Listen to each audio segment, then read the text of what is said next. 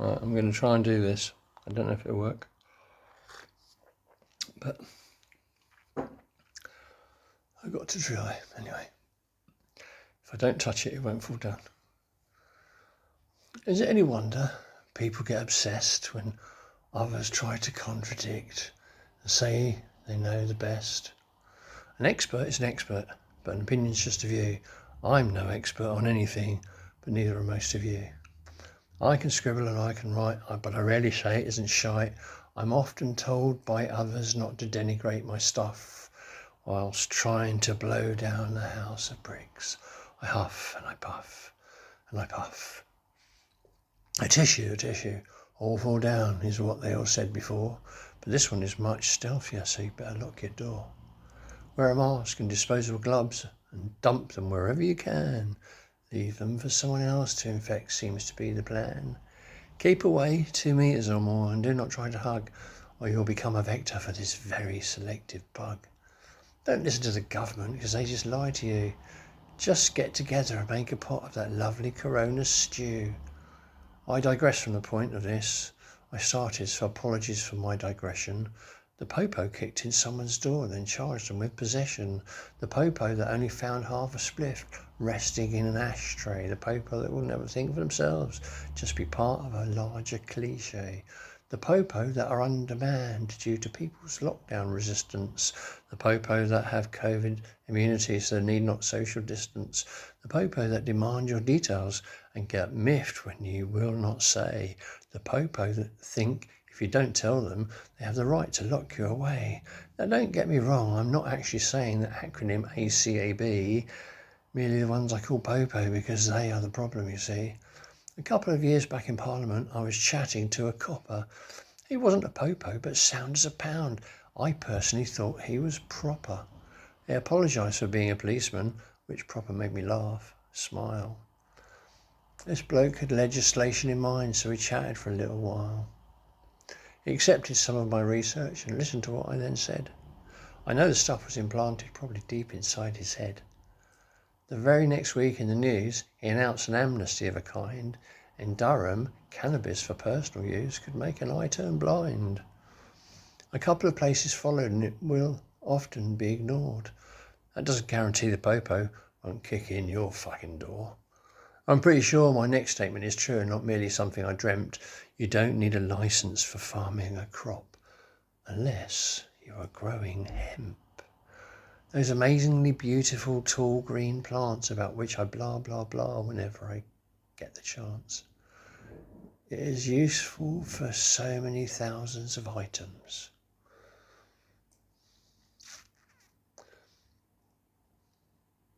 But they won't even give it a glance.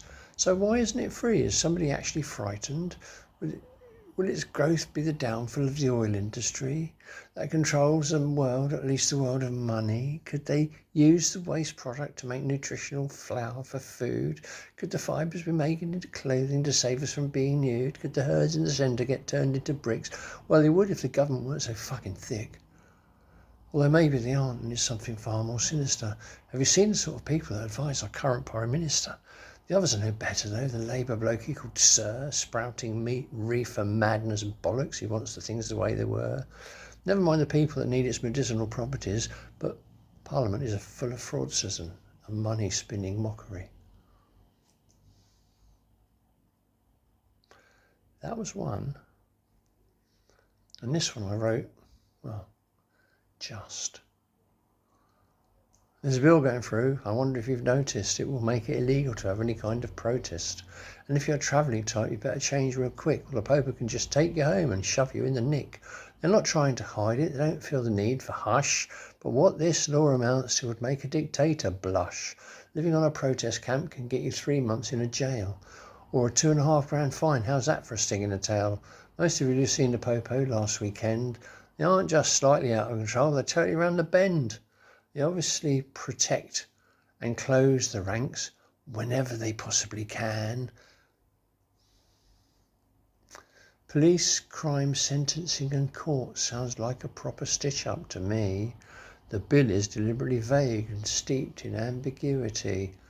What constitutes a nuisance is up to interpretation, easily misinterpreted, so you've Say you're nicked and off to the station. But should we blame the popo? Fucking right we should. They don't have to uphold shit laws, but will in all likelihood. They never say I'm just doing my job. They don't have to justify.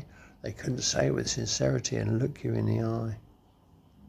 The person that's pushing this bill always smokes, quite smugly. The person responsible for this shit is the someone pretty ugly. It wants to bring back hanging and process refugees on boats. It always fucking amazes. I mean, who the fuck gives these cunts votes? In the past, I've been to a protest or two. In the future, I hope to do still. I'll leave you now with this word of advice. Kill the fucking bill.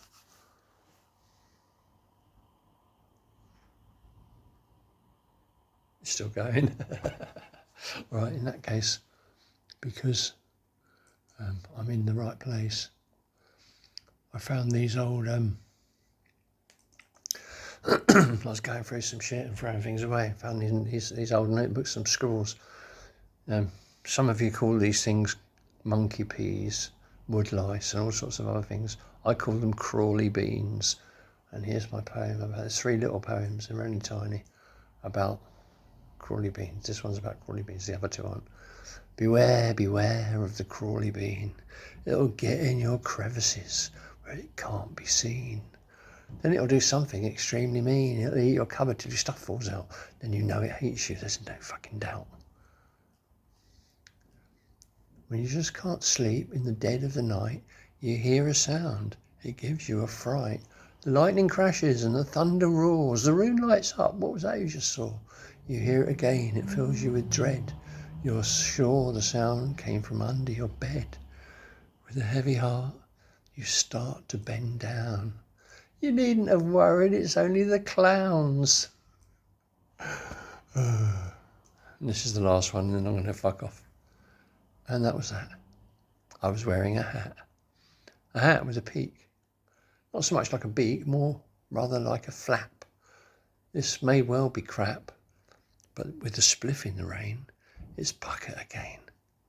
And that was that. One love.